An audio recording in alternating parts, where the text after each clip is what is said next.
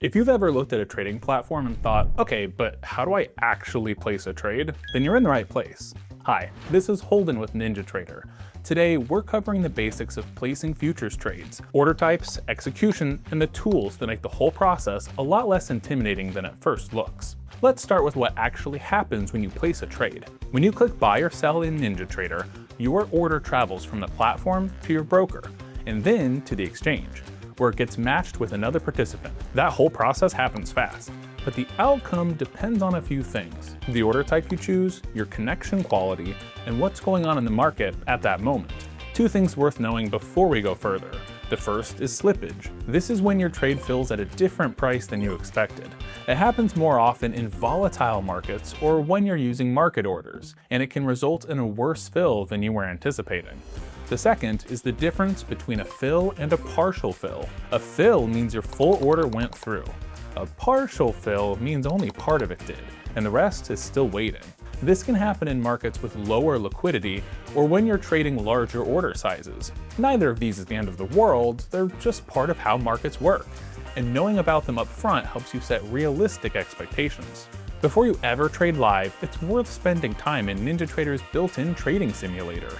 You can connect to real-time or delayed data and practice in an environment that resembles live market conditions, but with no capital at risk. It gives you space to test order types and get comfortable with execution before any real money is involved. Okay, so let's talk about the actual mechanics.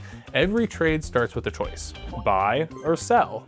Going long means you're buying a contract expecting the price to rise. Going short means you're selling first to benefit from a decline. You'll also decide how many contracts to trade, and even one contract can represent meaningful exposure depending on the market, so it's worth understanding contract specifications before you size up.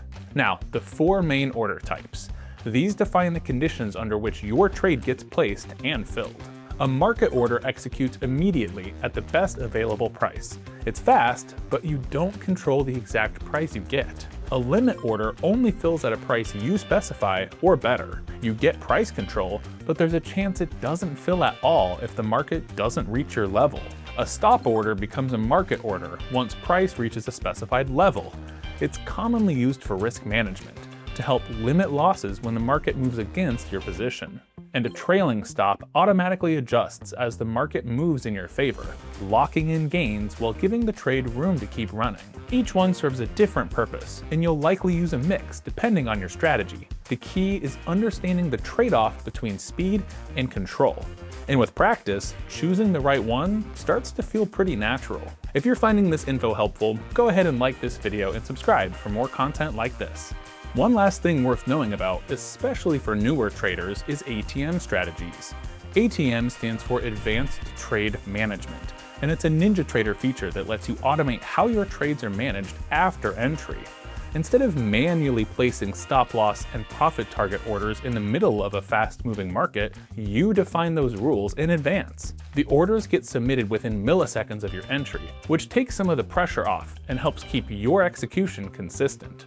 All in all, placing a futures trade is really about building a repeatable process.